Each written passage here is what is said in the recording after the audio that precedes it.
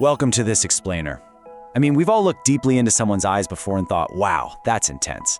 But what you might not actually realize is that the color staring back at you, it's an incredible optical illusion. One that reveals ancient genes, wild evolutionary strengths, and hidden health quirks that are built right into your DNA.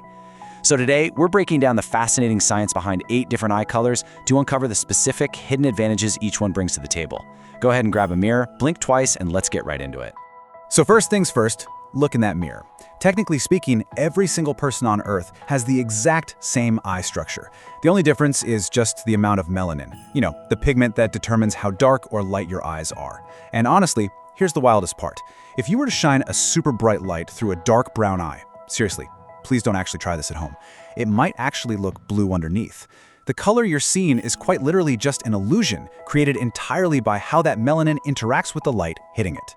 Now, if we look at the globe, there is a massive, incredibly striking skew in human eye colors. Brown completely dominates the board, making up roughly 75% of the global population. It's the absolute baseline of human evolution. But on the flip side, you've got green and amber, which are exceedingly rare, sitting at just 2% and 0.5% respectively. This massive unequal distribution sets up a totally fascinating evolutionary timeline that explains exactly why these colors even exist in the first place. All right, let's dive into section 1, the originals. We're talking brown and blue. Let's explore how these original colors actually build our entire understanding of human migration. Brown eyes come packed with high melanin, which simply means way better protection against bright light and UV rays. If your ancestors were out there navigating the intense, blazing sun of ancient Africa, this built-in sunshield was a massive evolutionary advantage. It even gave them better contrast detection in bright glare. Blue eyes, though, totally different story.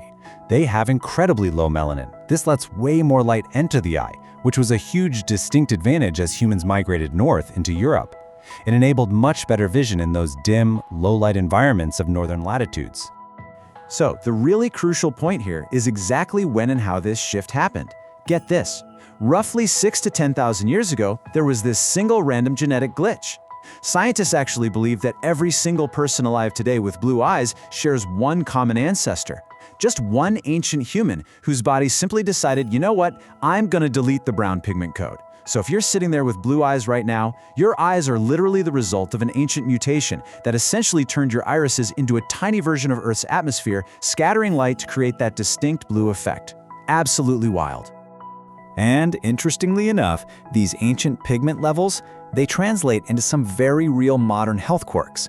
Because blue eyes have such low pigment and really high light sensitivity, they're actually far more likely to experience dry eye syndrome. And yeah, you definitely need to reach for those sunglasses more often. Meanwhile, those original brown eyes come with a slightly lower risk of diseases like macular degeneration.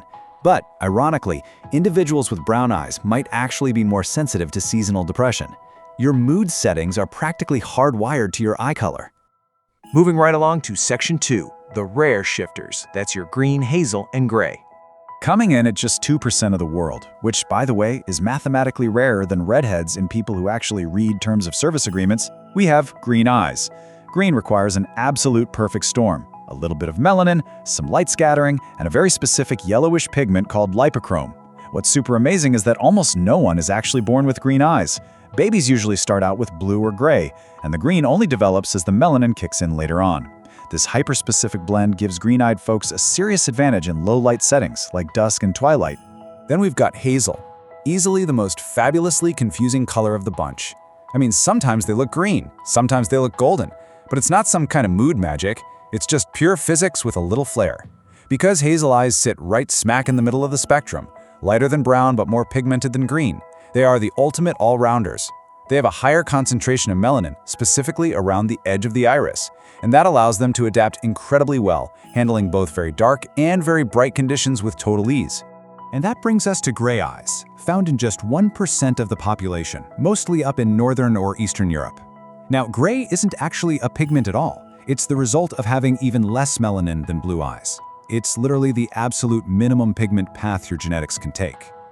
Because of this, gray eyes are highly vulnerable to bright light. But on the flip side, they are absolutely perfectly adapted for extreme low-light environments. Plus, they can seamlessly shift between blue, green, or silver tones, depending entirely on the lighting in the room. a real-world chameleon effect. All right, Section 3. Exotics and genetic anomalies. Let's get into the ultra-rare stuff. Amber eyes are incredibly striking. Warm, golden, and found in roughly 0.5% of people. To put that into perspective for you, having amber eyes is rarer than winning a free pizza from a vending machine. Seriously, powered by that same yellow lipochrome pigment we talked about earlier, they offer absolutely excellent visual clarity. But their biggest evolutionary advantage? That might actually be social signaling. Because they're so exceptionally rare and highly reflective in sunlight, they instantly stand out, making amber eyes highly memorable in any human interaction. Now here is a literal biological behind-the-scenes special, red and violet eyes. This is almost exclusively caused by albinism, where the body produces extremely low levels of melanin. Because there's barely any pigment there to block the view, what you're actually seeing is the light bouncing directly off the blood vessels inside the eye. It's wild. And occasionally when that reddish tint mixes with specific lighting conditions, it creates a brilliant violet glow.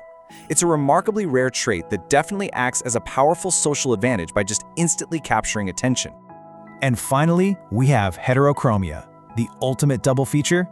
This is an uneven melanin distribution that literally gives you two different colored eyes. It can be completely different, like say one brown eye and one blue eye, or it can be sectoral, looking kind of like a pie chart inside a single iris. Whether it's caused by genetics, a harmless mutation, or sometimes even an injury, this anomaly provides an incredible popularity advantage. You are quite literally a walking, exceptionally rare genetic masterpiece. People will absolutely remember their interactions with you for sure. Which leads us to Section 4, Myth Corner. Let's look at ancient beliefs versus reality. You have to look at some of the wild things our ancestors actually believed. Back in medieval times, people literally thought blue-eyed folks could predict the weather, though frankly they were probably just squinting at the sun.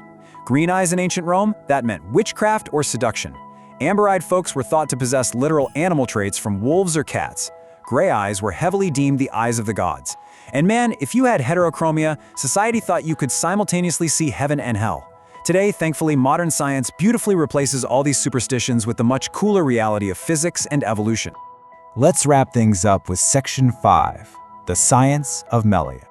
At the end of the day, it really all boils down to two main genes, OCA2 and HERC2. Think of them literally like volume knobs on a stereo. Turn the volume knob all the way up on melanin and boom, you get a deep, protective brown. Turn that volume knob all the way down and you get blue or gray. And because these genes mix and match entirely differently in every single person, eye color inheritance isn't just some simple case of mom has blue eyes, so I do too. No way. It is a highly complex, totally unpredictable, and incredibly stylish genetic accident. Which leaves us with this final, truly fascinating thought to ponder. Every single time you look in the mirror, you aren't just seeing a color. You're looking at a living, evolutionary roadmap of human migration. So what does your specific eye color reveal about the sunlight your ancient ancestors survived in thousands of years ago? Did they require the heavy, sun-shielding melanin of the equator, or did they need the light-gathering, pigmentless mutations of the dark frozen north? Your DNA holds the exact answer. Keep exploring, stay curious, and thanks for joining me for this explainer.